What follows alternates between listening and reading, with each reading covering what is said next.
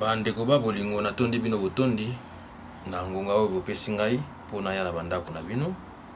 Lelo au fait nalingaki kaka na pesa na bino message kaka moko oyo etangami makambo ezali koleka na mboka kuna.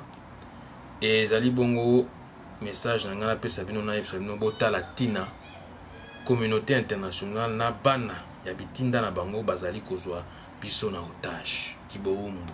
Donc seko na seko libela na libela pona nini ezali kosuka te. Donc yango na mokolo mwa lelo nalingaki juste na passer ka message ya lelo na yebisa bino tala tina po boko mito na ba question ebele mais ndenge nini 20 ans durant toza na MONUSCO na mboka wana banda ya 20 ans durant tolobelaka eloko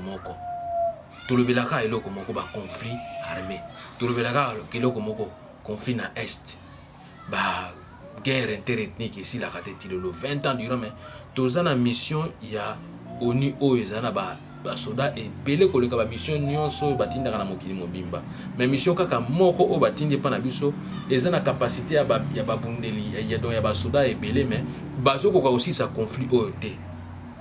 Donc yango tozoyeba te tina na bango na Congo eza nini bazolinga balkanisation ya mboka na biso bazolinga morcellement ya mboka na biso bazolinga division ya mboka na biso toyebi te.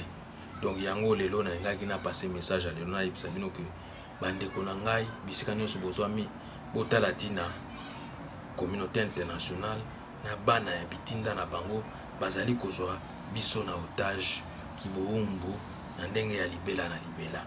Boko permettre ngana mélanger ya lopoto pona mikape ko expliquer na lingala parce que mingi eza lopoto mingi eza minoko ya mindele po message passé bat nyonso ba comprendre combien tragédie ozo le kana mboka combien zo sa biso pasi combien ezo soa biso combien ezo koka ko pemisa biso te po ngonga nyonso to so kaka ba téléphone ba yebisa biso ka basangwa boy ba yebisa biso ka basangwa boy kaka na tina etali mboka na biso.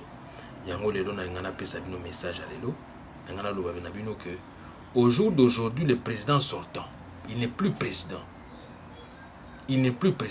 Joseph Kabila qui est là. Le président sortant Kabila voudrait encore une fois rééditer et recommencer avec cette sale besogne et culture d'antiquité machiavélique, de gouverner par défi et par la force, en prenant de nouveau le peuple congolais en otage, combien perpétuel et ignoble en même temps. Donc, azoninga ko diriger biso na défi na tembe. Mandat na ye esukaki le 19 décembre 2016 dernier. Azawana compte tenu ya ba accord o ndenge to salaki na bandeko na biso ya opposition pona na cadre wana to ko éviter guerre civile et ko éclater na mboka mobimba. Mais na accord wana tozo comprendre te que azo continuer kaka ko violer yango azo continuer kaka ko marcher outre accord wana accord ya Saint-Sylvestre. Yango wana tolobi ke trop c'est trop. La constitution du 18 février 2006 lui interdit à tout prix de briguer plus de 2 mandats. Ce qui est du reste constitutionnel. Constitution n'engezawana et pekisi en article 70 a brigué plus de 2 mandats. Ba mandat na sili, ba mandat mibale asala ki ya kimoyibi, mais azonga kaka ko nganzama ko diriger bat na défi. Mais to épargner ba vies humaines. Batu balingi ote. Osali pe loko moko te. Bando ye to a mortalité ya mboka ya batu ba ezo kufa koleka période oya défait maréchal Mobutu. Pendant dictature à 32 ans mais to connaissa ki ba problème lokola ba crime lokolo tozozo ale lote. Yango trop c'est trop. Hein? Yango tolobi que la constitution du 18 février 2006 lui interdit ezo pekisa ya abriguer plus de 2 mandats. Ou ils allaient du reste constitutionnel. Constatant dès lors que ce qui stipule les articles 5 et 7 de la Constitution en vigueur, article 5, et l'Obi Nabiso Boy, la souveraineté nationale appartient au peuple. Donc, souveraineté nationale etangami donc neti droit de veto toloba. Droit de veto na otali territoire congolais. Ezali ko appartenir, ezali prérogative à peuple congolais. Tout pouvoir émane du peuple qu'il exerce directement par par voie référendaire ou d'élection et indirectement par ses représentants.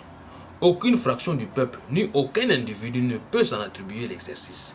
Donc yo mutu moko te to lingomba bat moko te bakoki ko s'accaparer na prérogative wana ndenge article 5 ezokoloba. La loi fixe les conditions d'organisation des élections et du référendum. Le suffrage est universel, égal et secret. Il est direct ou indirect, sans préjudice des dispositions des articles 72, 102, 106 de la présente Constitution, sont électeurs et éligibles dans les conditions déterminées par la loi tous les Congolais des deux sexes, âgés de 18 ans révolus et jouissant de leurs droits civils et politiques. Donc, ceux qui jouissent, en tout cas, de leurs droits civils et politiques, en tout cas, sont éligibles. Article 5 et l'obinabiso. Bon, article 70, le président de la République est élu au suffrage universel direct pour un mandat de 5 ans renouvelable une seule fois. Donc, ils ont renouvelable une seule fois. Mandat n'a pas en 2006. Au élection, Jean-Pierre Bemba gagné qui mais communauté internationale, car na bagé na bango, ba camoufla qui yango, ba pessier, a cambi biso na défi. Aïe comme ma biso en 2011. Oyo, le président défunt élu, Etienne Tshisekedi a gagné qui mais communauté internationale, ba camoufler les sous, ba yoko pesa kakaye. Ça fait déjà 2. Donc, au Constitution, l'article 70 de l'ONU, le président de la République est élu au suffrage universel direct pour un mandat de 5 ans renouvelable une seule fois. A renouvelé qui en soki to le but en 2006 2011 bala moko esili wana. O ezali koya en 2016, o ezali reporté au courant de cette année 2017. A koki kutu komekate. A koki kutu komekate. A koki kutu komekate. Ezali biso na biso les vrais Congolais qui auront le droit en tout cas de déposer des candidatures pour que nous puissions en tout cas choisir celui ou celle qui va nous conduire vers les 5 années à venir, vers des horizons prometteurs. Bonjour, article 7, et le but de sous. Nul ne peut instituer sous quelque forme que ce soit de parti unique, surtout ou parti du territoire national. L'institution d'un parti unique constitue une infraction imprescriptible de la haute trahison, punie par la loi. Donc, il faut que au point à interpréter un mot qui toque dans le sens nini. Article 7, de sorte qu'il n'y ait plus de confusion. Dans le sens nini, tu expliquer un mot. Personne ne peut instituer ou instaurer sous quelque forme un empire, voire même un royaume ou encore une dynastie au sommet de l'État congolais. Donc, toute tentative d'instauration d'empire, de royaume, de dynastie ou d'une famille politique, tout le monde a kaka bango na bango. Tout le monde a kaka bango na bango. Baoyo asalaki président parlement en 2006. Lelo azoya kokosa akoma conseiller aoyo. Aya kolobake non. Waneza maseki. Waneza maseki. Peuple congolais nde akopona baoyo ba kambinaye. Ezate ke bino communauté internationale boya ko imposer batu mususu mutu mususu o peuple alingi na été.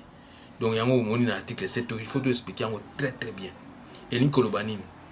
Personne ne peut instituer ou instaurer sous quelque forme ou empire, voire même un royaume ou encore une dynastie au sommet de l'État congolais. Donc, toute tentative d'instauration d'empire, de royaume, de dynastie ou d'une famille politique au sommet de l'État congolais ou de la nation congolaise est passible d'une infraction imprescriptible de 100 ans d'emprisonnement, car imprescriptibilité équivaut à dire qui subit aucune atteinte du temps, qui ne s'atteindra pas par prescription, une peine qui ne peut pas disparaître ni être effacée, qui est éternelle, qui est perpétuelle. Donc libella na libella. Bande konangai. Constitution yango moko ezoloba na biso. Ezate ke biso to inventé yango. Kaka constitution, c'est constitution, c'est tout ce que nous sommes en train de dire. Voilà pourquoi nous nous incitons sous la constitutionnalité, que vous devez respecter la constitution. Ce que dit la constitution, vous devez respecter cela. L'article 52 est le but de Soussuni. Tous les Congolais ont droit à la paix et à la sécurité, tant sur le plan national qu'international. Aucun individu ou groupe d'individus ne peut utiliser une portion du territoire national comme base de départ d'activités subversives ou terroristes contre l'État congolais ou tout autre État. Donc tous les Congolais, Congolais nyonso tout, bazali na litomba ya kovanda na kimia. ya kozala na kimia ezala na plan national ezala na plan international moto moko te to longomba ya bato moko te bakoki kozwa portion ya territoire po bautilize yango na baaction na baactivité terroriste ndenge eza koleka wana lelo oyo bakomi ko barapport ekomi kobima na Genève kuna bato ya droit de l'homme balobi nini ezali l'état congolais ye moko donc ces responsables là bazo ko fomenter bazo ko alimenter ko proliférer ba groupe armé na ba milice bana mura babomaka bandeko na bango c'est clair les vérités sont là ba vérité comme ko jaillir to comme ko comprendre pourquoi les autres na ba fausse commune epelé na mboka mobimba ezaka na ba province o na chotangi na binote Kasai na kota Kivu mais les noms na Kisasa pezali na Lubumbashi n'en parle même pas. On va découvrir tout ça. Bah secret comme ikoso pana bande konangai. Elingi koloba keno bato ba komi nango la suka. Régime o ekomi nango na suka. Du biso il faut to telema. Il faut to mobiliser bato bisikanya so basomi to sensibiliser bango tala danger za na mboka na biso. Tala soki boyoki sangwa ya ndeko boite boye baka komi porter du soiri boye banan boke ne koluka aza wapi. Bobenga bato MONUSCO baza wapi. Boluka bato bureau bato de balande la no bayeba ndeko na bino ake wapi bonde bota la lingomba ya bana mura ne bazo sala bazo bomba ba compatriotes na biso bazo bomba bandeko na biso sans pitié plus de 3300 compatriotes bakufi rien que na niveau ya Kasai o selon ba information ba sango ya catholique ba pesi biso oyo ba répertorier na esikaneti ya province ya Kasai bongo soki totangi na mboka mobimbe kozala ndenge nini ba fausse commune kozala boni rien que 42 fausses communes oyo ba deux experts ona malheureusement ba kufaki ba découvraki mais ba information etambolaki déjà merci pour la technologie ya mikolo yo parce que yango za ko aider biso à moindre quelque chose de salami toza déjà na information pe to yebi kotala wana côté on a toujours félicité mingi technologie ndenge zo permettre biso to yeba makambo na nyoso tout malheureusement les deux experts sont décédés mais en tout cas toute la lumière sera faite concernant le meurtre de nos compatriotes, là-bas plus de 3300, ainsi que de ces deux experts-là qui sont morts dans leur travail. Bakena ko sala be musala bango ya ko aider biso ba peuple congolais.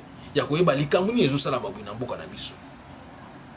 Yango na epsino bande ko ngai to kotika makambo te biso photo bundati na suka ya ko yeba ba vérité ya makambo eza ko leka na mboka na biso. Bongo na article 56 elobi nini? Elobi tout accord.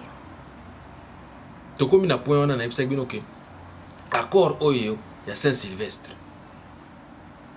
ba membre belé ya opposition à société civile ba sango ba institution kili ba signé ki yango pona to éviter guerre civile éclater na mboka mais botala ki motema mabe ya régime en place notamment Yemoko Kabila na ba kolit na ye balingi exécution na ngote balingi mise en œuvre na ngote yango nazo yebisa bino ke accord oyo article 56 eza koloba biso eza clair et net il faut to yebaka ba accord yango eza ya ndenge nini eza ya motindo eza ya malonga to eza ka ba accord à lokuta yango na article 56 elobi na biso tout accord tout acte toute convention tout arrangement ou tout autre fait qui a pour but ou qui a pour conséquence de priver la nation les personnes physiques ou morales de tout ou partie de leurs propres moyens d'existence tirés de leurs ressources ou de leurs richesses naturelles, sans préjudice des dispositions internationales sur les crimes économiques, est érigé en infraction de pillage puni par la loi. Donc, bozomona ba accord wana soki bazoko accord bazako commettre en œuvre té et comme que n'engis article 56 ko lo ba boy ba accord nyonso tout ba arrangement nyonso tout bozali ko sala wana o eza na but ya ko priver peuple droit na ya subsistance, il faut tout ériger en tant qu'infraction de pillage et de retardement à développement parce que peuple congolais est victime, il y a barrière à démocratisation, barrière à développement, barrière à croissance, barrière à kili. Nikolo ya motomoko na lingomba na ye. D'où article 56 n'est en tout temps et détaillé les biso yango. L'article 57, il y a biso les actes visés à l'article précédent, donc à l'article 56, ainsi que leurs tentatives, quelles qu'en soient les modalités, ils sont le fait d'une personne investie d'autorité publique sont punis comme infraction de haute trahison. Donc il y a infraction à ceux qui bango basaleki. Comme bango basa investi d'autorité publique, à savoir gouvernement, à savoir présidence. Basa ba traître. Donc basali haute trahison. Il faut qu'on kanga bango. Il faut qu'on transfère bango na CPI ba kende ko rejoindre ba homme sous ba kanga déjà basa kuna. Potoboyi ba trouble toboyi ba guerre civile et éclater na mboka. Article 58 le de sous. Tous les Congolais ont le droit de jouir des richesses nationales. L'État a le devoir de les redistribuer équitablement et de garantir le droit au développement. Et ça est responsabilité à l'État. Mais on a une liboso dans l'émission précédente, on a que l'État va l'ongate. L'État existe à soutenir le Congo. Yango zomona et comme on dirait jungle, on dirait wenze. Pour Paul Kagame solo bayango. Parce que tout n'a pas solo. Qu'est-ce qui se passe au Congo? On dirait que les troupes et puis les troupes on dirait yoza, on dirait co-auteur, il y a des sur exaction de Kaguna Lobinini. Alobi, don't talk to me about Congo. Congo is a mess. Donc Congo is ali, donc RDC na biso za wenze. Selon ba dire nae, na zo rapporter ka oya lobi. Pour na tel sabino tala ninge ba komi ko qualifier mboka na biso wenze. C'est grave, très chers compatriotes. Il y a un article 58 de l'OBI. Tous les Congolais ont droit de jouir des richesses nationales. L'État a le droit de les redistribuer équitablement et de garantir le droit au développement. Il faut, et l'État est capable de garantir encore. Et ce qu'on quand même pas garantir la sécurité, il y a des ressortissants en Boka. Bamboka msuko au tovandi au américain, ba européen, au komona ndeko na bango kufaki, bitumbe bimasho na Afghanistan batuna batinda ba troupe kuna, ou ressortissants na bango mo akufa kuna, tuweti kolanda na bino awa. Étudiant moko ya américain akufi na Corée. Mais batindi avion ekende kozwaye. Soki be batu wana basalaki bango basalaki mabe po bakanga kiye balobi non ba faire espionnage ya ki a pas espionner biso azoko tanga. Mais esukela ki mabe na biloko basalaki bikila ki la bachaki tango azongi kuna basala examen boye ba ko découvrir que en tout cas azali déjà na ba maladie ikotaki soki pesa kinini akufi. Mais botala sikoyo responsabilité à l'État américain salaki nini a diligenter avion et que négocier avion médical et que soit compatriote na bango yé na yé ba sali ba examen ba bundi po ba meka ko éradiquer maladie wana. Mais malheureusement a succombaki na ba maladie na yé na ba biloko azaki nango wana. Mais c'est pour vous montrer que tu as la responsabilité oyo eza na ba autorité américaine na oyo ezate na ba autorité soi-disant ba autorité congolaise au bazawana s'occuper à malongo s'occuper de fêtes s'occuper à ba clandestin to yibipété. Donc article 58 yango banolo bakino, tous les Congolais ont droit de jouir des richesses nationales. L'État a le devoir de les redistribuer équitablement et de garantir le droit au développement. Article 59 pour nande to kinemusika te pona to sukisa. Tous les Congolais ont droit de jouir du patrimoine commun de l'humanité. L'État a le devoir d'en faciliter la jouissance. L'État a le droit d'en faciliter la jouissance. Non, l'État, il faut l'État a toujours gourmand, il doit contrôler la cagnos. Donc, il faut que oh, kuna famille on a boni, kuna compatriote nangai boni, bana nangai.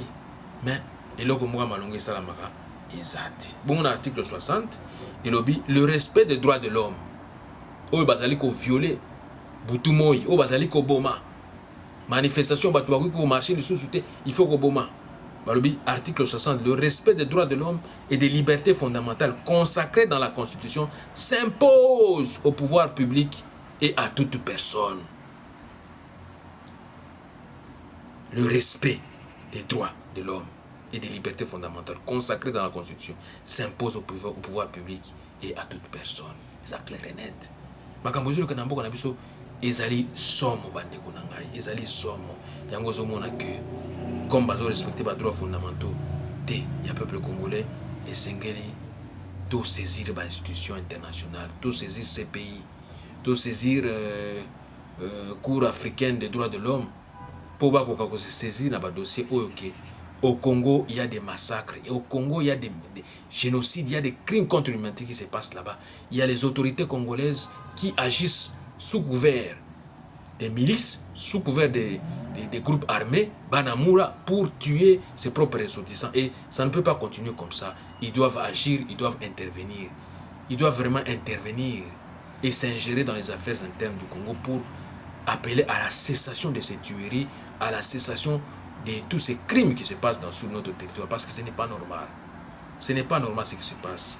Voilà en fait le message que j'avais à passer aujourd'hui, concernant donc le regard que nous devons avoir concernant le comportement de la communauté internationale et ces acolytes, ces multinationales, dont ces marionnettes-là qui sont aussi au pouvoir, de voir en fait pourquoi ils continuent et persistent-ils de nous maintenir en état d'otage perpétuel et en nous utilisant comme bouclier humain concernant toutes les guerres, tous les conflits qui sont en train de mettre épée par-ci, par-là dans les quatre coins du monde, pour que le monde soit toujours en ébullition et que nous puissions toujours être en guerre. Mais si ça n'était que de volonté des bonnes personnes, des personnes vraiment bien intentionnées, il y aurait pu, tout cela pourrait pu être évité. Mais malheureusement, nous vivons dans un monde de business où tout le monde vraiment veut gagner au plus vite, où tout le monde veut occuper au plus vite. Et voilà ce qui arrive maintenant. Aujourd'hui, le peuple congolais est un peuple meurtri. C'est un peuple meurtri, on le tue, on le viole, on viole nos femmes, on fait n'importe quoi. Et vraiment, le message d'aujourd'hui, c'est à travers Beden Vision, notre ASBEL, Beden Vision Human Rights, nous lançons vraiment un SOS à la communauté internationale. Nous lançons un SOS à la Cour internationale, à la Cour pénale internationale. Nous lançons un SOS à la Cour africaine des droits de l'homme pour que vraiment qu'il y ait une cessation, qu'il puisse intervenir concernant les massacres, concernant les crimes de génocide, les crimes contre l'humanité, les crimes de guerre, les crimes d'apartheid qui se passent au Congo, parce que trop c'est trop. Nous avons eu beaucoup de déplacés, nous avons eu beaucoup de tués, et nous voulons que ça puisse cesser. Je vous remercie beaucoup.